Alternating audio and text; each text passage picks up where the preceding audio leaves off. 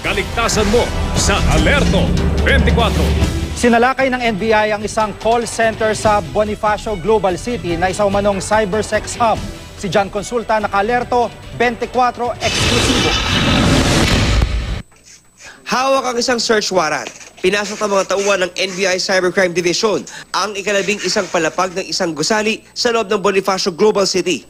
Sa mga computer monitor ng naturang call center, tumambad ang mga malalaswang larawan at mga video. Ayon kay Attorney Ronald Aguto, hepe ng NBI Cybercrime Division, nakakuha sila ng impormasyon na ang naturang call center ay sentro umano ng operasyon ng isang for members only na pornographic site na nakabase sa Amerika.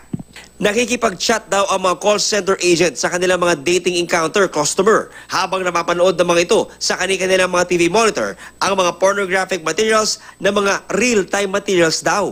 Pero ang totoo, mga lumang recordings lang ang kanilang napapanood. Based dun sa information na natanggap natin is, ito yung mga nagre-regulate ng mga dating sites. So mga adult dating sites, siyempre ang ibang ina-allege nila.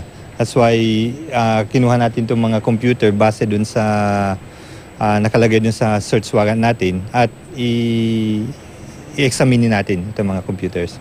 Bukod sa kasong voyeurism, sasampahan din ng kasong credit card fraud ang mga operator dahil ang mga credit card ng kanilang mga kliyente, illegal daw na ginagamit ng kumpanya. Kung may makuha tayong mga data dito sa mga computer na to, it will be a good lead para dun sa mga ibang counterparts natin sa ibang bansa para maimbestigahan din nila kung may krimen din na nangyari dun sa bansa nila.